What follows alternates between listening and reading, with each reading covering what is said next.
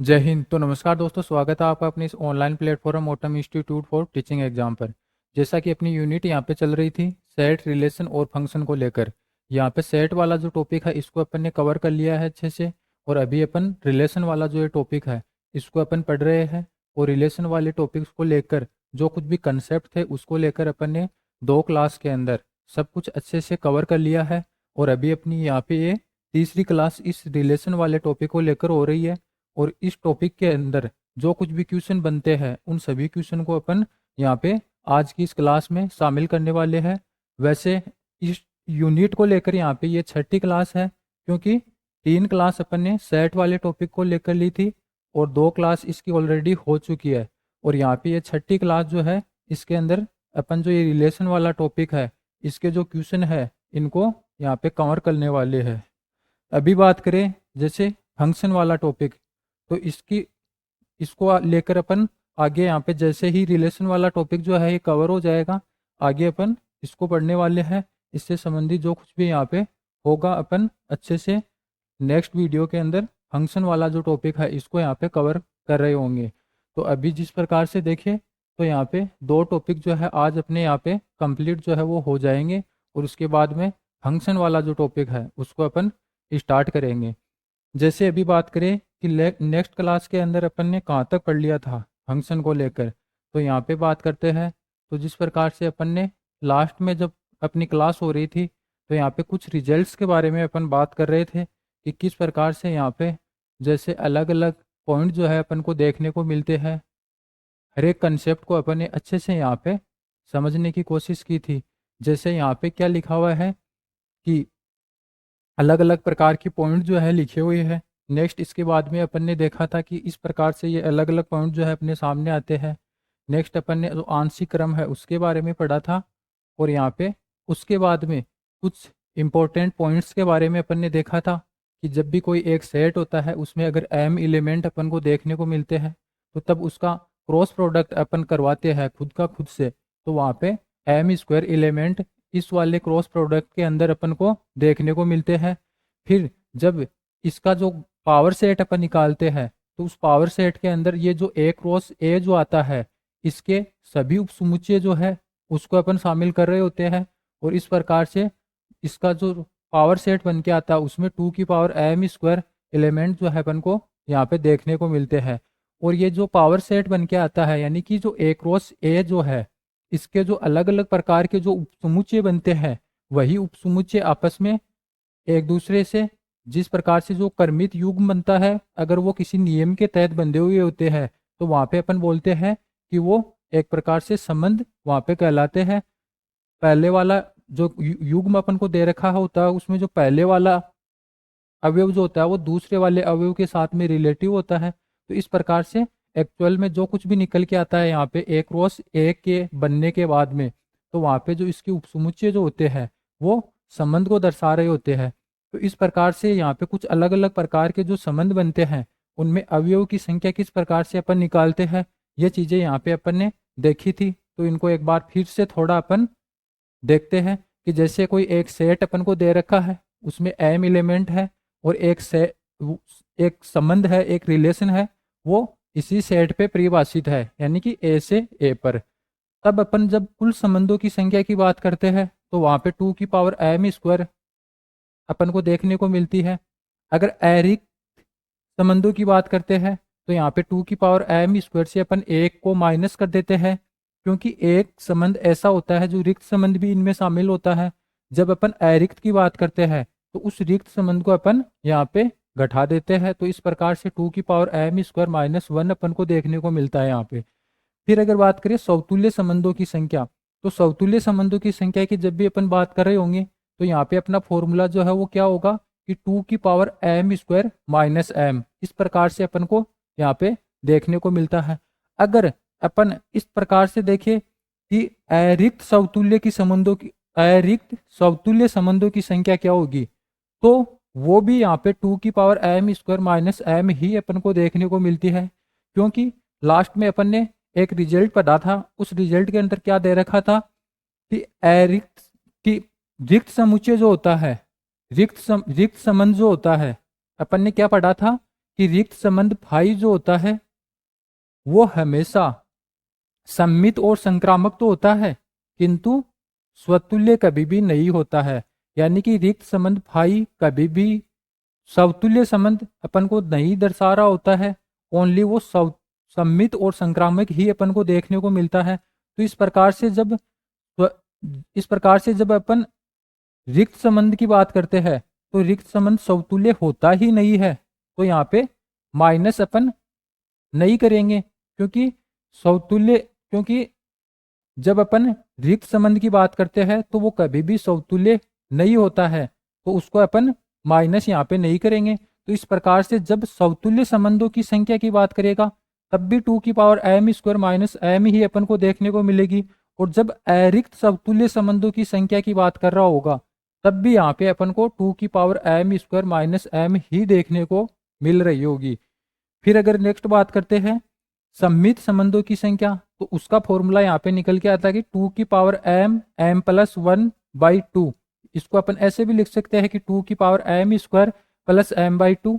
फिर नेक्स्ट बात करें कि अरिक्त सममित संबंधों की संख्या, जैसे ही अरिक्त सममित संबंधों की संख्या की बात कर रहे होंगे तब यहाँ पे -1 अपन कर देंगे, क्योंकि रिक्त संबंध जो होता है वो सममित भी होता है और संक्रामक भी होता है, लेकिन समतुल्य कभी भी नहीं होता है। इसलिए यहाँ पे अगर समतुल्य संबंधों की बात करें या फिर अरिक्त समतुल्य संबंधों की बात करें, दोनों में यहाँ पे एक ही फॉर्मूला अपन काम में ले रहे होते हैं। लेकिन जब सममित संबंधों की संख्या की बात करता है तब तो अपन ये फॉर्मूला लेते हैं, और जब अरिक्त सममित संबंधों की बात करता है तब अपन -1 यहाँ पे कर देते हैं। फिर बात करते हैं कि समतुल्य और सममित दोनों संबंध हो, यानी कि समतुल्य भी हो और सममित भी हो, ऐसे संबंधों की संख्या की बात करता है तब यहाँ पे 2 की पावर m-1/2 करते हैं।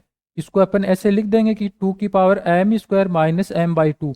अब जैसे सममित संबंधों की संख्या और या फिर बात करें समतुल्य और सममित दोनों प्रकार के संबंधों की संख्या, तो यहाँ पे जो फॉर्मूला बन के आ रहा है वो सेम सा है। ओनली सममित की बात कर रहे हैं तो यहाँ पे प्लस आ रहा है, और जब समतुल्य और सममित दोनों हो रहा है तो यहाँ पे माइनस अपन को देखने को मिल रहा है। तो इस प्रकार से ये कुछ रिजल्ट जो है, कुछ पॉइंट जो है अपने सामने यहाँ पे निकल के आते हैं। इनको अपन को अच्छे से ध्यान रखना है, क्योंकि एग्जाम के अंदर डायरेक्ट यहाँ से क्वेश्चन जो है अपन को देखने को मिलते हैं। तो इस प्रकार से जब ये चीज़ें अपने सामने अपने दिमाग में होगी तो वहाँ पे अपन कुछ ही सेकंडों के अंदर अपना आंसर जो है एग्जाम के अंदर दे रहे होते हैं। तो इस प्रकार से ये जो चीज़ें हैं इनको अपन को अच्छे से यहाँ पे ध्यान में रखना है। नेक्स्ट अगर बात करें तो यहाँ पे अपनी जो ये रिलेशन वाला जो टॉपिक है इसको लेकर अभी अपन क्वेश्चंस को लेकर यहाँ पे डिस्कस करने वाले हैं कि किस प्रकार से क्वेश्चन जो है अपन को देखने को मिलते हैं और कैसे अपन उनको सोल्व करते हैं। सभी प्रकार के क्वेश्चन है, सभी प्रकार के फॉर्मेट को ध्यान में रखते हुए अपन ने यहाँ पे इस क्लास के अंदर शामिल जो है कर लिया है। ये अपनी रिलेशन वाला टॉपिक है, इसको लेकर लास्ट क्लास होगी, मैक्सिमम क्वेश्चन को अपन कवर यहाँ पे कर लेंगे। तो इस प्रकार से क्वेश्चन की बात करें तो पहला क्वेश्चन क्या आता है, पूर्णांकों के समुच्चय n पर एक संबंध यहाँ पर दे रखा है r, और r किस प्रकार से डिफाइन है कि a का संबंध होगा b से यदि a विभाजित करता है b को, के द्वारा यहाँ पे परिभाषित है। तो अपन को बताना है कि क्या वो समतुल्य, सममित, संक्रामक, तत्समक या फिर तुल्यता, इनमें से कुछ संबंध यहाँ पे दे रखे हैं। ऑप्शन के आधार पे अपन को यहाँ पे आंसर अपना देना है। तो यहाँ पे क्या दे रखा है, एक सेट अपन को दे रखा है। क्या यहाँ पे दे रखा है कि एक पूर्णांकों के समुच्चय n पर, यानी कि r एक संबंध है वो n से n पे यहाँ पे परिभाषित है, और यहाँ पे n जो है वो प्राकृत संख्याओं वाला समुच्चय नहीं है। n को यहाँ पे बता रखा है कि ये पूर्णांकों के समुच्चय पर है, r n से n पर। किस प्रकार से है कि a का कोई एलिमेंट कोई एलिमेंट अगर लेंगे तो यहाँ पे उसका रिलेशन b से होगा, और वो b से किस प्रकार से होगा, यहाँ पे वो दर्शा रखा है किस प्रकार से होगा कि a जो है a विभाजित करेगा, a विभाजित करता है b को। इस प्रकार से यहाँ पे अपने पास जो संबंध का जो नियम जो है वो यहाँ पे दे रखा है। तो जब अपन समतुल्य संबंध की बात करते हैं, समतुल्य संबंध की जब अपन समतुल्य संबंध की बात करते हैं तो अपन क्या लेते हैं कि स्वयं का स्वयं से संबंध होना चाहिए। समतुल्य संबंध की जब भी अपन बात कर रहे होते हैं तो स्वयं का स्वयं से संबंध होना चाहिए, यानी कि ए का रिलेशन जो है वो ए से होना चाहिए। तो यहाँ पे ए जो है वो डिवाइड करना चाहिए ए को। तो यहाँ पे जैसे ही अपन ए को ए से डिवाइड करते हैं तो कोई इंटीजर पूर्णांक जो है अपन को यहाँ पे प्राप्त होगा इस प्रकार से। तो यहाँ पे अपन कह सकते हैं कि ये समतुल्य यहाँ पे अपन को देखने को मिलेगा।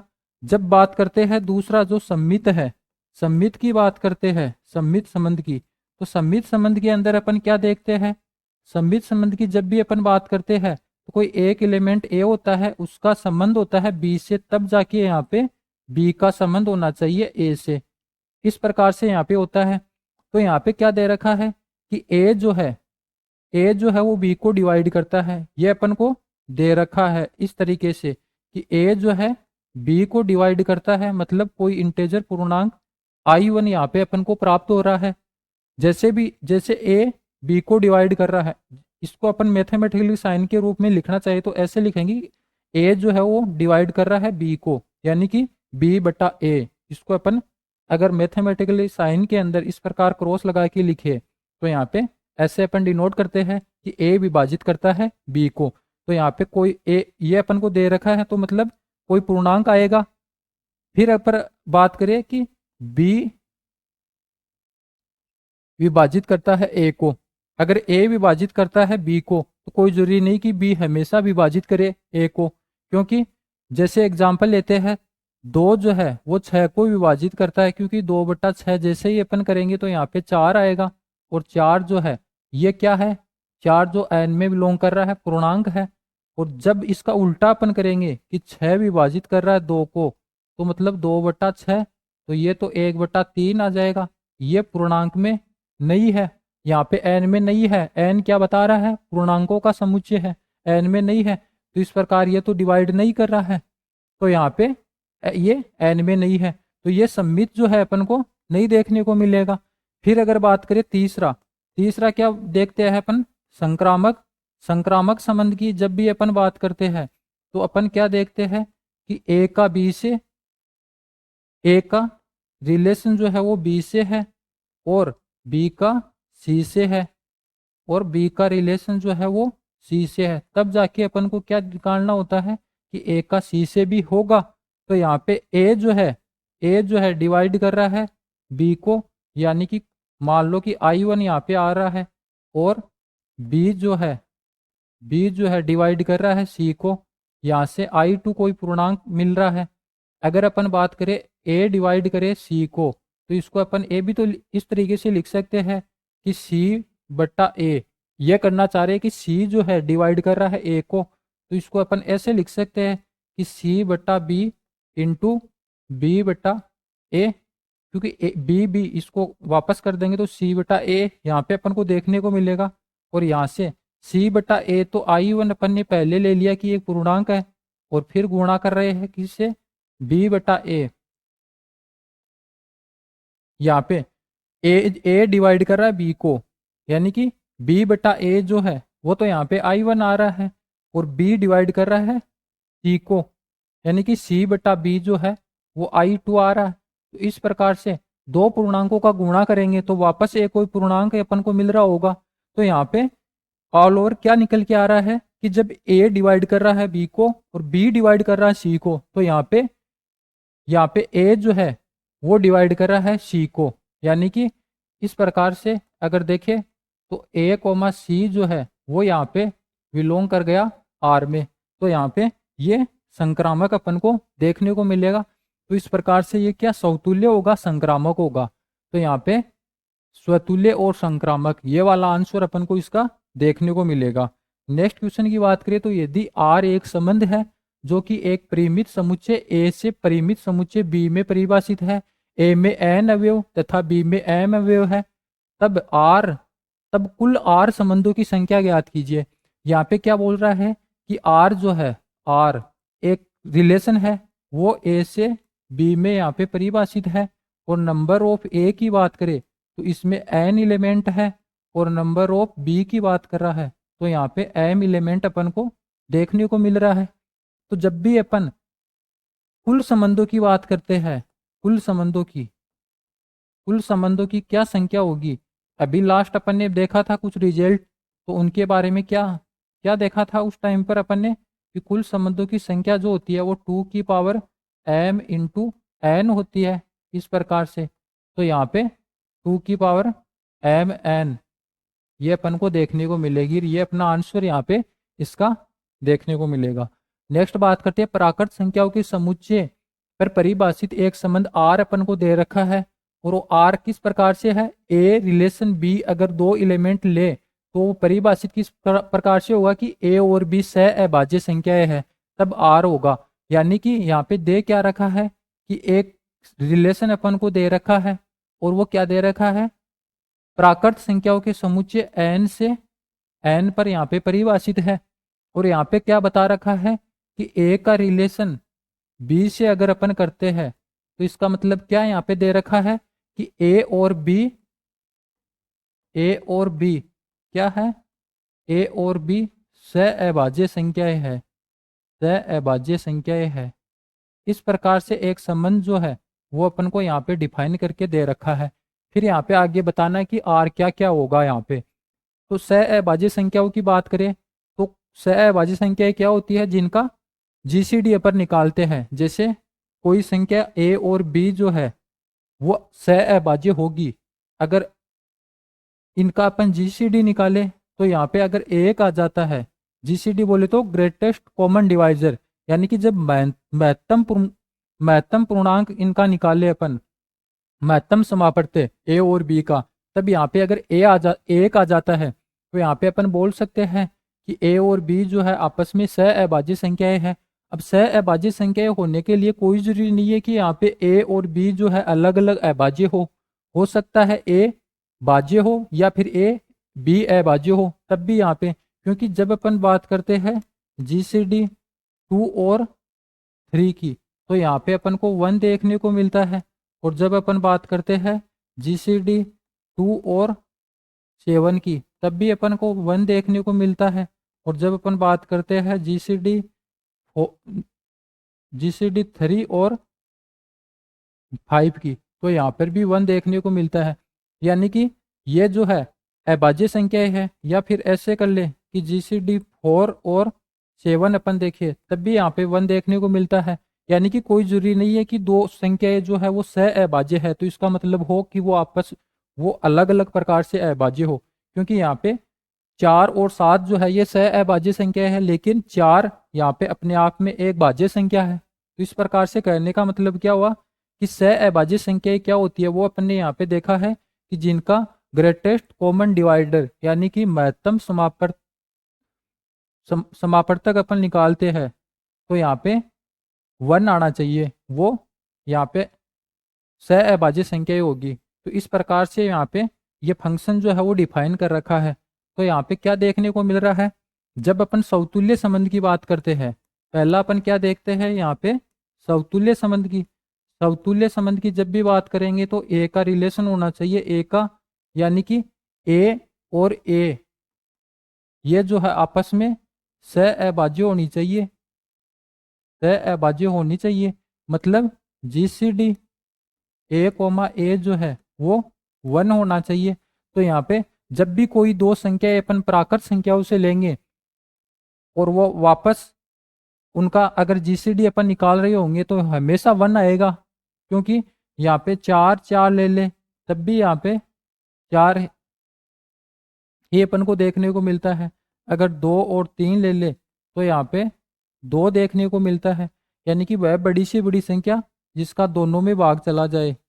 तो यहाँ पे 4 और 4 का 4 अपन को देखने को मिलेगा, लेकिन 2 और 3 का यहाँ पे 2 देखने को मिलता है। और जैसे ही अपन बात करते हैं, जैसे 4 और 7 यहाँ पे ले लिया तो इस प्रकार से, तो इनका यहाँ पे जीसीडी 1 अपन को देखने को मिलता है। तो यहाँ पे ये हर एक संख्याओं के लिए लागू नहीं हो रहा है, क्योंकि जब अपन कोई भी दो संख्या अपन सम संख्या यहाँ पे ले लेते हैं, समान संख्या ले लेते हैं सम संख्या, तब यहाँ पे वही संख्या जो है जीसीडी के रूप में यहाँ पे निकल के आएगी। क्योंकि 4 और 4 का जब महत्तम समापत्ति अपन निकालते हैं, यानी कि महत्तम समापत्ति क्या होता है कि 4 और 4, जैसे 4 और 6 का निकाले तो वह बड़ी से बड़ी संख्या जो इन दोनों में दोनों को डिवाइड करती हो, तो दोनों को डिवाइड कौन सी करेगी? 2 एक ऐसी संख्या होगी जो 4 को भी करेगी और 6 को भी करेगी। तो इस प्रकार से यहाँ पे इसका जीसीडी अपन को देखने को मिलेगा। तो यहाँ पे बड़ी से बड़ी संख्या 4 आ गई, वो इस वाले 4 को भी करेगी और इस वाले 4 को भी करेगी। तो इस प्रकार से 1 नहीं आ रहा है। तो यहाँ पे जब भी अपन दो सम संख्याएं ले रहे होंगे तो वहां पे जीसीडी जो है वो अपन को नहीं देखने को मिलेगा, यानी कि वो अभाज्य संख्याएं नहीं होगी। तो इस प्रकार से ये समतुल्य यहाँ पे नहीं देखने को मिल रहा है, समतुल्य नहीं है। समतुल्य यहाँ पे नहीं होगा कब? जब जो ए जो है वो सम संख्या हो, तो यहाँ पे समतुल्य तो नहीं होगा। और जब बात करें दूसरा सममित की अगर अपन बात करते हैं तो अपन क्या देखते हैं कि ए का रिलेशन होता है बी से, फिर बी का रिलेशन अपन ए से निकाल रहे होते हैं। इस प्रकार से ए का बी से होता है तो फिर अपन बी का रिलेशन निकालते हैं ए से। तो यहाँ पे ए और बी जो है, ए और बी अगर इसका अपन जीसीडी निकालेंगे तो यहाँ पे 1 आ रहा है।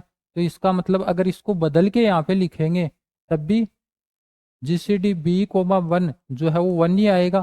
तो इस प्रकार से अपन बोल सकते हैं कि ये जो है सममित संबंध होगा। तीसरा अपन क्या बात करते हैं? संक्रामक संबंध की अगर अपन बात करते हैं तो वहाँ पे अपन 3 संख्याएं लेते हैं। ए का रिलेशन बी से लेते हैं और बी का रिलेशन सी से लेते हैं। बी का रिलेशन जो है वो सी से लेते हैं, तब जाके यहाँ पे ए का रिलेशन जो है वो सी से होना चाहिए, ये अपन देखते हैं। लेकिन यहाँ पे संक्रामक की बात कर रहे होंगे तो जैसे जीसीडी अपन एक एग्जाम्पल के थ्रू समझे, जीसीडी 2 और 7 की बात करें तो यहाँ पे 1 आ जाता है, क्योंकि 2 और 7 जो है आपस में अभाज्य है। और यहाँ पे 7 और 4 ये भी आपस में अभाज्य संख्या है, मतलब कि आर में है। तब यहाँ पे अगर जीसीडी 2 और 4 की बात करें तो ये 1 आना चाहिए, लेकिन 1 नहीं प्राप्त होता है, क्योंकि 2 और 4 का निकालेंगे तो यहाँ पे 2 आएगा। तो इस प्रकार से यहाँ पे ये संक्रामक संबंध अपन को नहीं देखने को मिलेगा। तो यहाँ पे ये ओनली क्या है? ओनली सममित संबंध अपन को यहाँ पे देखने को मिल रहा है। तो इस प्रकार से केवल सममित संबंध जो है यहाँ पे अपन को देखने को मिलेगा। इसका आंसर यही होगा। नेक्स्ट बात करते हैं, समुच्चय ए बी सी पर संबंध जो है इस प्रकार से दे रखा है और वो पूछ रहा है कि आगे ये क्या होगा। जैसे एक सेट अपन को दे रखा है ए बी सी, फिर आगे एक संबंध दे रखा है आर बना के, क्योंकि संबंध जो है इसके क्रमित युग्मों का यहाँ पे ये सेट दे रखा है। फिर यहाँ पे देखने को मिल रहा है कि जैसे ए का ए से दे रखा है और बी का बी नहीं दे रखा, सी का सी से नहीं दे रखा, तो इस प्रकार से ये स्वतुल्य संबंध तो नहीं होगा। फिर यहाँ पे ए का ए दे रखा है और ए का बी से दे रखा है, लेकिन बी का ए से नहीं दे रखा है, तो इस प्रकार से ये सम्मित भी नहीं होगा। फिर तीसरी अगर बात करें तो यहाँ पे ए का ए दे रखा है, फिर ए का बी दे रखा है, ए का रिलेशन जो है बी दे रखा है, आगे यहाँ पे ए का रिलेशन बी यहाँ पे दे रखा है, ये है। फिर बी का रिलेशन जो है किससे है अपन को यहाँ पे बता ही नहीं रखा आगे, तो अपन आगे इससे आगे एक थर्ड यहाँ पे स्टेप लिखते हैं संक्रामक के अंदर, तो ये ही नहीं है तो फिर ये कैसे आएगी। तो इस प्रकार से ये जो है ओनली संक्रामक संबंध जो है अपन को यहाँ पे देखने को मिलेगा। नेक्स्ट बात करते हैं, एक वास्तविक संख्याओं के समुच्चय पर परिभाषित संबंध आर है जो ए आर बी यदि और केवल यदि 1 + AB का मान जो है वो 0 से बड़ा है द्वारा इस प्रकार से परिभाषित है।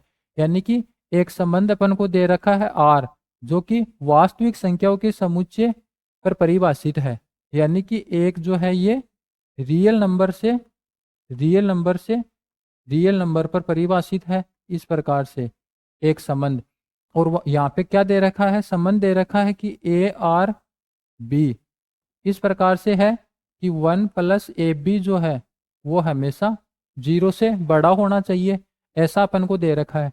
तो जब जब भी अपन समतुल्य की बात करेंगे, समतुल्य की बात कर रहे होंगे, तो यहाँ पे क्या देखते हैं कि ए का रिलेशन ए से होना चाहिए।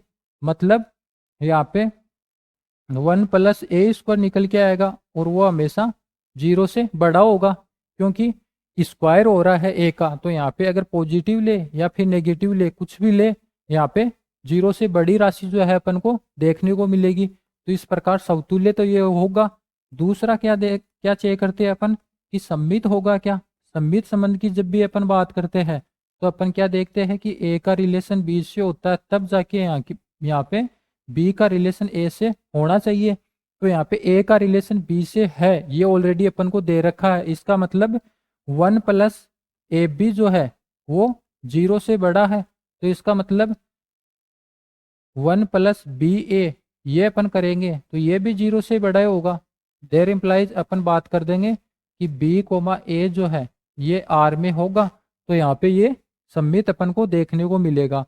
थर्ड अगर अपन बात करें संक्रामक संबंध की, संक्रामक संबंध के अंदर क्या देखते हैं कि 3 एलिमेंट अपन को देखने को मिलते हैं कि ए का रिलेशन होता है बी से, यहाँ पे ए का रिलेशन होता है बी से और वो क्या है आर में, और बी का रिलेशन जो होता है सी से वो भी यहाँ पे आर में देखने को मिलता है। तब यहाँ पे क्या होना चाहिए, ए का रिलेशन होना चाहिए सी से और वो किस में होना चाहिए, आर में। इस प्रकार से यहाँ पे होना चाहिए। तो यहाँ पे 1 + AB जो है 1 + AB 0 से बड़ा है। और दूसरा इस प्रकार से देखें तो यहाँ पे 1 + BC ये 0 से बड़ा है।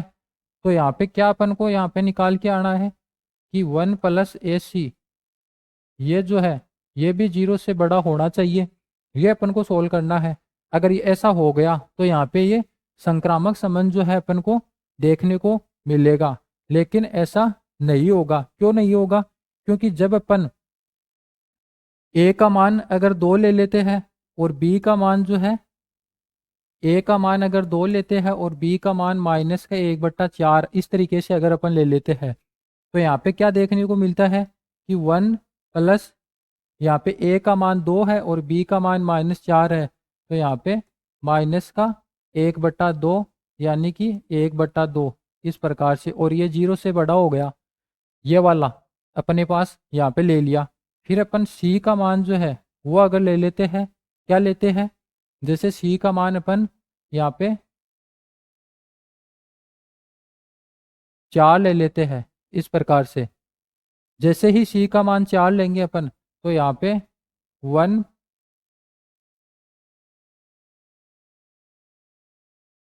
सी का मान जैसे अपन 4 लेंगे तो यहाँ पे ये क्या हो जाएगा, 1 प्लस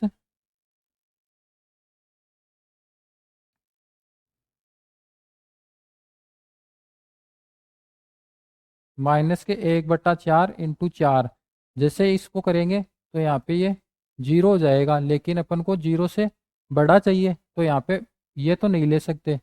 यहाँ पे -4 अपन लेते हैं तो यहाँ पे +4 और ये 2 हो जाएगा इस प्रकार से, और ये 0 से बड़ा हो गया। लेकिन जब अपन ए का सी से करते हैं, ए का सी से इस प्रकार से देखते हैं तो 2 का रिलेशन निकालते हैं -4 से, मतलब 1 -8 इस प्रकार से करेंगे तो ये तो -7 हो गया, जो कि 0 से बड़ा नहीं है, जो कि 0 से बड़ा नहीं है। तो इस प्रकार से यहाँ पे ये संक्रामक अपन को नहीं देखने को मिलेगा। कब, जब ए का मान 2 और बी का मान -1/4 और सी का मान अपन -4 अगर ले लेते हैं तो यहाँ पे ए का रिलेशन तो बी से मिल जाएगा और बी का सी से भी मिल जाएगा। लेकिन जब अपन ए का सी से निकाल रहे होंगे तो ये नहीं मिलेगा, ये 2 तो मिल जाएंगे। तो इस प्रकार से ये संक्रामक नहीं देखने को मिलेगा। तो यहाँ पे ओनली समतुल्य और सममित, समतुल्य और सम्मित, इस प्रकार से ये वाला ऑप्शन जो है इसका आंसर अपन को देखने को मिलेगा। फिर नेक्स्ट दे रखा है यदि समुच्चय ए तथा बी में 9 अवयव समान है तो समुच्चय ए क्रॉस बी तथा बी क्रॉस ए में अवयव की संख्या जो है, उभयनिष्ठ अवयव की संख्या क्या होगी? तो अपन ने क्या पढ़ा था अभी? कुछ रिजल्ट्स अपन ने पढ़े थे इंपॉर्टेंट पॉइंट के रूप में। तो वहां पे अपन ने क्या देखा था कि जब कभी दो सेट के अंदर अगर अवयव की संख्या जो समान अवयव जो होते हैं, उभयनिष्ठ अवयव होते हैं दो सेट के अंदर, अगर वो एन अपन को देखने को मिलते हैं, तो जो ए क्रॉस और ए क्रॉस बी और बी क्रॉस ए, इस प्रकार से जो दो सेट अपन को मिल रहे होंगे, तो इनमें उभयनिष्ठ अवयव की संख्या जो है वो अपन को क्या देखने को मिलती है? एन स्क्वायर देखने को मिलती है। तो इस प्रकार से 9 अवयव इनके अंदर कॉमन है। तो यहाँ पे एन स्क्वायर का मान जो है वो क्या हो जाएगा? 9 का स्क्वायर। तो यहाँ पे ये वाला आंसर। बहुत बार यहाँ से एग्जाम के अंदर क्वेश्चन जो है आया हुआ है, एकदम नॉर्मल क्वेश्चन है। अगर जो कंसेप्ट जो है इसके बारे में अगर अपन को पता है तो यहाँ पे सेकंडों के अंदर अपन इसका आंसर जो वो निकाल रहे होते हैं। इस प्रकार से यहाँ पे 9 स्क्वायर जो है अपन का इसका आंसर देखने को मिलेगा। नेक्स्ट क्या है? समुच्चय अक्ष अपन को दे रखा है और वो किस प्रकार से डिफाइन है? इसमें अक्ष टाइप के एलिमेंट आएंगे और वो अक्ष कहाँ से बिलोंग करेंगे? जेड से। जेड बोले तो पूर्णांक से। और यहाँ पे एक नियम अपन को दे रखा है, वो क्या है? अक्ष स्क्वायर प्लस अक्ष इसका मान लेस देन 110 ऐसे कुछ होना चाहिए। और निम्न समुच्चय के द्वारा भी अपन दर्शाया जा सकता है। यानी कि ये जो सेट अपन को दे रखा है इसको अपन और दूसरे सेट के द्वारा अगर दर्शाना चाह रहे हो तो कैसे अपन दर्शा सकते हैं? तो यहाँ पे एक अक्ष दे रखा है, उसमें अक्ष टाइप के एलिमेंट आएंगे और वो जेड से बिलोंग करेंगे। तो यहाँ पे एक असमीका अपन को दे रखी है, तो ये असमीका को जैसे ही अपन सोल्व करेंगे तो इसके जो जो हल होंगे वो हल जो है यहाँ पे इस अक्ष सेट के अंदर आ रहे होंगे। तो इस अक्ष सेट के अंदर, अक्ष कैपिटल अक्ष के अंदर जो स्मॉल अक्ष टाइप के एलिमेंट आएंगे, मतलब ये वाली जो असमीका इसको अपन हल करेंगे तो यहाँ पे इसके जो भी हल अपने को देखने को मिल रहे हैं वही तो एक्चुअल में समुच्चय अक्ष है। तो इस प्रकार से इस असमीका का हल अपन को निकालना है। तो असमीका क्या दे रखी है यहाँ पे? अक्ष स्क्वायर प्लस अक्ष लेस देन 110 इस प्रकार से यहाँ पे दे रखी है। तो यहाँ पे पहले अपन जब भी असमीका को हल करते हैं तो क्या करते हैं? असमीका वाला जो टॉपिक है वो अपन ने अच्छे से कवर किया था। सभी प्रकार के जो कंसेप्ट है उनको अपन ने पहले अच्छे से देखा था। फिर एक क्लास के अंदर बहुत सारे क्वेश्चन भी अपन ने सोल्व किए थे, अलग अलग प्रकार के क्वेश्चन अपन ने लिए थे पहले। तो यहाँ पे वो क्लास आपको जरूर देखनी है। तो यहाँ पे असमीका को जब भी अपन सोल्व करते हैं तो कैसे सोल्व कर रहे होते हैं? पहले जीरो बनाएंगे तो इस तरीके से इधर लेके आ जाएंगे, अक्ष स्क्वायर प्लस अक्ष माइनस के 110 लेस देन इक्वल 0 इस प्रकार से अपन को देखने को मिल रहा है। फिर यहाँ से इसके जो गुणनखंड अपन बनाएंगे वो क्या बनते हैं? यहाँ पे गुणनखंड की अगर बात करें तो एक तो अक्ष माइनस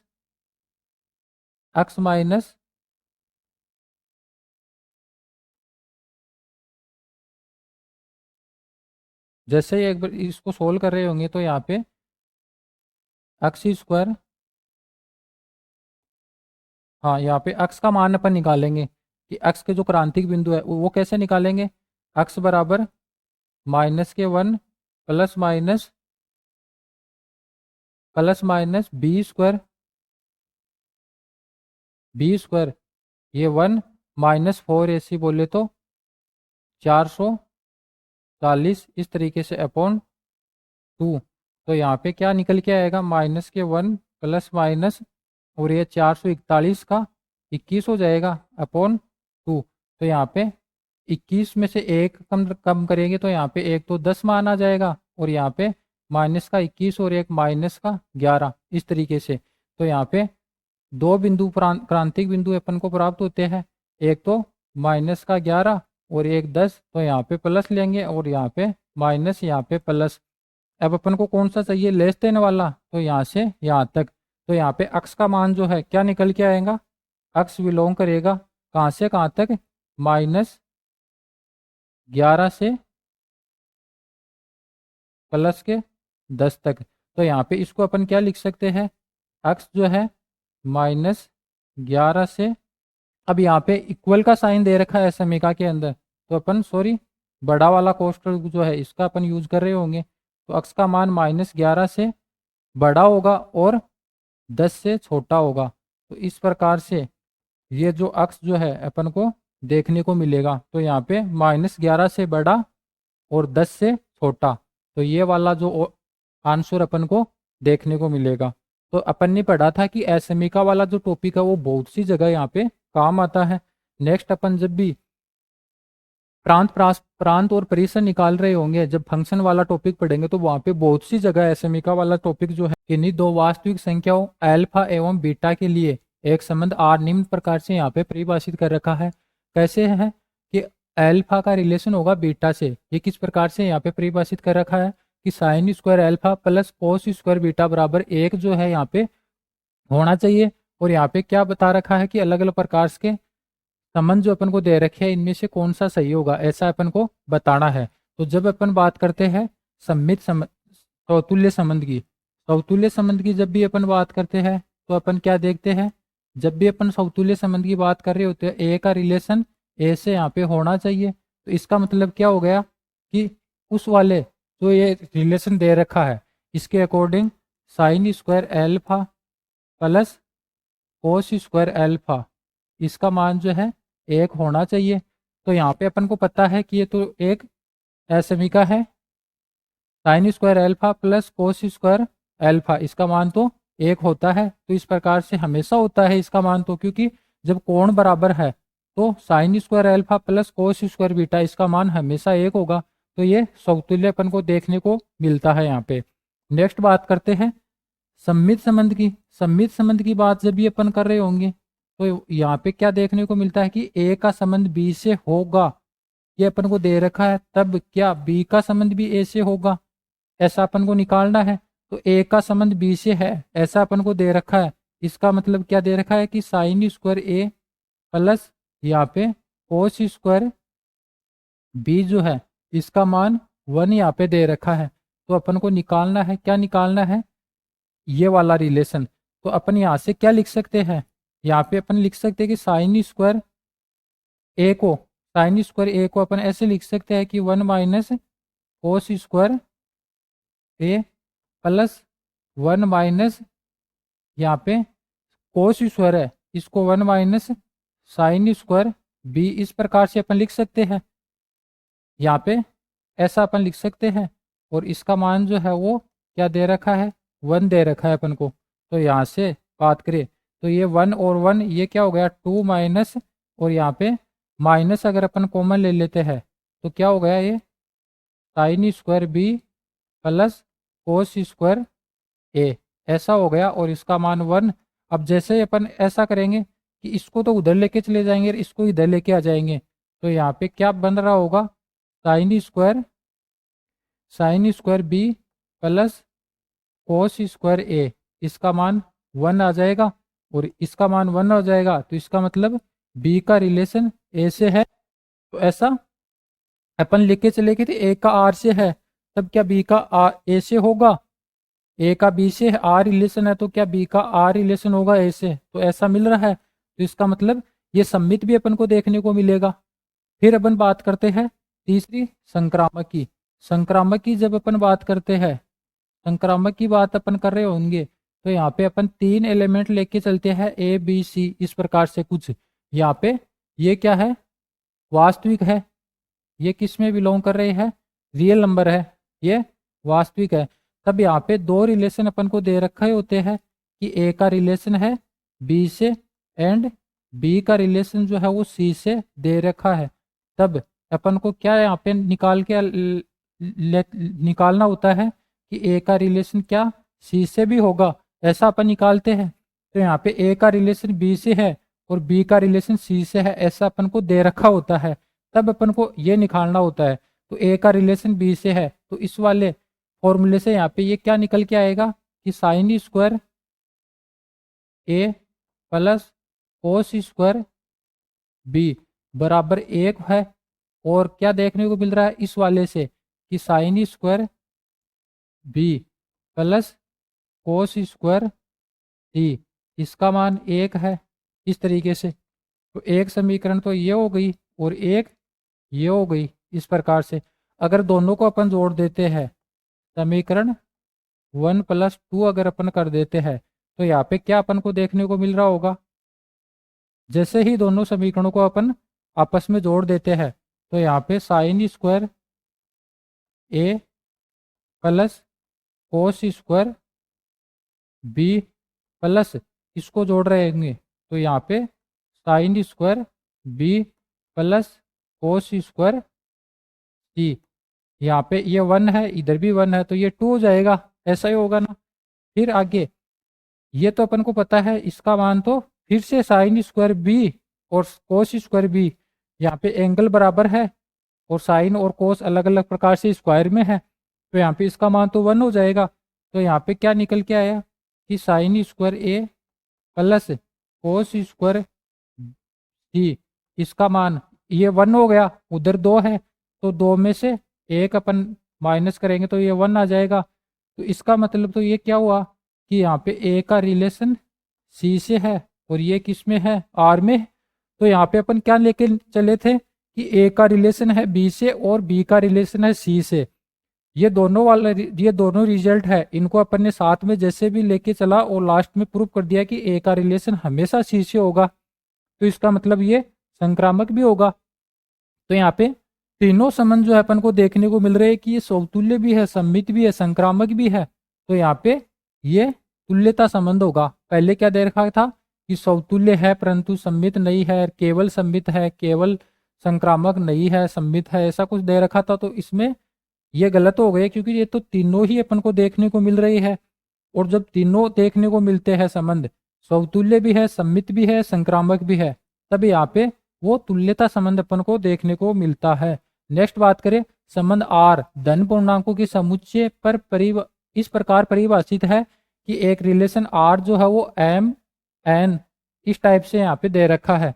तो यहाँ पे आर जो है, आर किससे क्या, आर जो है कहाँ से कहाँ तक है, धन पूर्णांकों के समुच्चय एन से एन में परिभाषित है इस प्रकार से।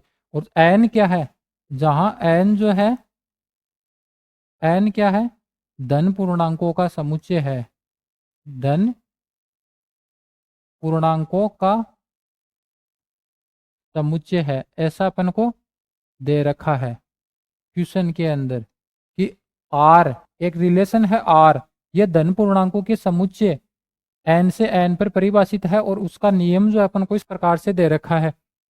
तो आर के अंदर किस प्रकार के एलिमेंट है, एम कोमा एन टाइप के एलिमेंट अपन को देखने को मिल रहे हैं, और वो किससे आ रहे हैं, 2m प्लस 3n बराबर 30 इस प्रकार से। और m और n जो है वो किससे ले रहे हैं अपन, n से ले रहे हैं, और n क्या है, धन पूर्णांकों का समुच्चय है। यानी कि m और n की धनात्मक पूर्णांक अगर अपन ऐसा रखे कौन कौन से, जिसके लिए कि 30 यहाँ पे प्राप्त हो रहा हो, ऐसे m और n निकल के जो जो आएंगे उसका सेट बन रहा होगा, वो यहाँ पे R के अंदर होगा। तो इस प्रकार से R क्या बनेगा, फिर उससे अपन इस संबंध का प्रांत निकालना है। तो यहाँ पे R को अपन को डिफाइन करना पड़ेगा पहले कि R क्या क्या हो सकता है। फिर R के अंदर जो कर्मित युग्म बन रहे होंगे, उन कर्मित युग्मों का जो पहला घटक जो है वो अपन लेंगे और उसका एक सेट बना देंगे, वो ही तो यहाँ पे प्रांत होगा। तो इस प्रकार से अपन यहाँ से क्या देखते हैं कि जब अपन बात करते हैं 3n बराबर ये 30 माइनस 2m इस तरीके से हो जाएगा, और जब n की बात करेंगे तो ये 30 माइनस 2m अपॉन 3 इस प्रकार से हो जाएगा। तो यहाँ पे m के मान अपन ऐसे कौन कौन से ले कि उसके लिए n जो है वो डिफाइन हो, यानी कि m के वो धनात्मक पूर्णांक अपन ले रहे होंगे कि उसके लिए n जो है वो भी यहाँ पे धनात्मक पूर्णांक जो है निकल के आना चाहिए। तो यहाँ पे n के कौन कौन से मान अपन ले सकते हैं, तो यहाँ पे m जो होगा वो 2 से गुणा होगा, फिर 30 में से उसको घटाएंगे, फिर 3 का भाग देंगे, तब जाके n जो है वो धनात्मक पूर्णांक बचना चाहिए यहाँ पे।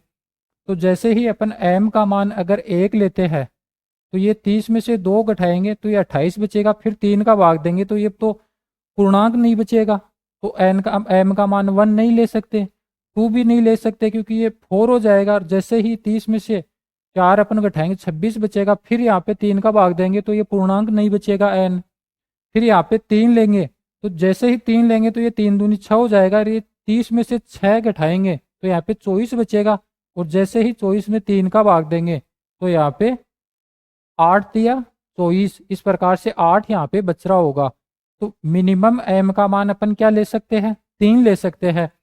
फिर आगे बात करें 4 की, 4 भी नहीं ले सकते, 5 भी नहीं ले सकते। फिर अपन देखते हैं कि अपन ऐसा मान लेंगे कि यहाँ पे 2m जो है, 2m जो है वो 3 का गुणज होना चाहिए।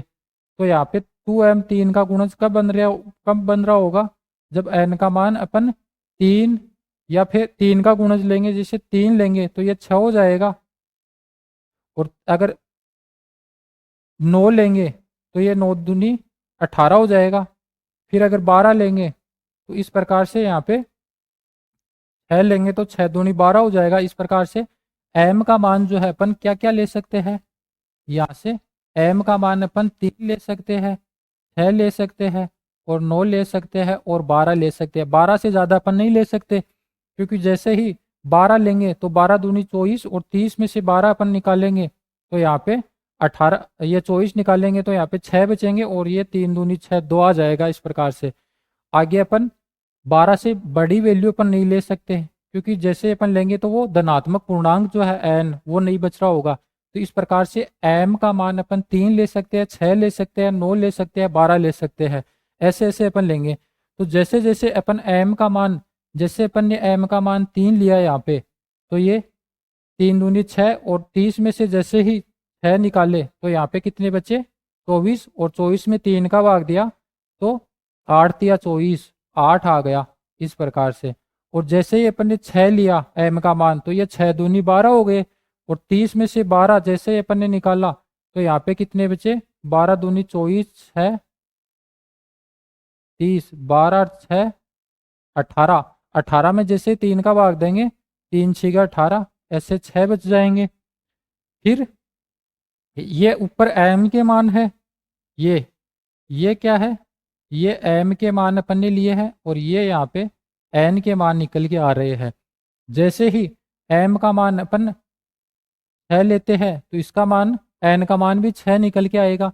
जैसे ही m का मान अपन यहाँ पे 9 लेते हैं तो ये 9 दूनी 18, और जैसे ही 30 में से 18 पर निकाल रहे होंगे तो 12 बच रहा होगा, और ये 3 चौका 12, यहाँ पे 4 आ जाएगा। और जैसे ही 12 लेंगे ये 12 दूनी 24, और जैसे ही 30 में से 24 निकालेंगे तो यहाँ पे 6 बचेगा, और ये 3 दूनी है। तो इस प्रकार से जैसे जैसे अपन m का मान इस तरीके से लेते गए, वैसे वैसे यहाँ पे n के मान ऐसे प्राप्त होते गए। तो यहाँ पे r जो है क्या बन के आया, जैसे ही अपन ने m का मान 3 लिया तो ये 8 आया, और जैसे ही अपन ने इसको अपन थोड़ा इधर लिख लेते हैं कि r जो है क्या निकल के आया, जैसे ही अपन ने m का मान 3 लिया तो ये 8 आया n, और जैसे ही m का मान अपन ने 6 लिया तो ये 6 आया, और जैसे ही अपन ने 9 लिया तब ये 4 आ गया, और फिर अपन ने 12 लिया तो ये 2 आ गया। तो इस प्रकार से r बन के आया। तो यहाँ पे प्रांत क्या होगा, प्रांत प्रांत तो ये 3 6 9 12 इस तरीके से तो होंगे ना, 3 6 9 12। तो यहाँ पे प्रांत का समुच्चय क्या बन के आया, 3 6 9 और 12, इस प्रकार से। तो यहाँ पे ये सी जो आंसर है 3 6 9 12, ये अपना प्रांत यहाँ पे इस संबंध के लिए देखने को मिलेगा। तो अभी 9 क्वेश्चन जो है अपने यहाँ पे कंप्लीट हो चुके हैं, और नेक्स्ट यहाँ पे 15 से 16 क्वेश्चन और जो है इस टॉपिक को लेकर अपन ने यहाँ पे ले रखे हैं। अभी जैसे क्लास जो है वो लंबी हो रही है, तो अपन यहाँ पे इतने ही क्वेश्चन इस क्लास के अंदर कवर करेंगे। नेक्स्ट जो आगे के क्वेश्चन है उनको अपन नेक्स्ट क्लास में यहाँ पे शामिल करने वाले हैं। तो अभी अपन ने क्या क्या यहाँ पे देखा है, कुछ क्वेश्चन जो है अपन ने यहाँ पे देखे हैं कि किस प्रकार से यहाँ पे ऐसे ऐसे यहाँ पे अलग अलग प्रकार के जो इम्पोर्टेंट क्वेश्चन है सभी अपन ने शामिल किए हैं। नेक्स्ट क्लास के अंदर जो नेक्स्ट इससे रिलेटेड जो कुछ भी क्वेश्चन यहाँ पे बन रहे होंगे उन सभी क्वेश्चन को यहाँ पे अपन शामिल करेंगे। तो एक बार के लिए आज की क्लास में इतना ही अपन करेंगे और नेक्स्ट अपन मिलते हैं नेक्स्ट क्लास के अंदर। तब तक के लिए धन्यवाद।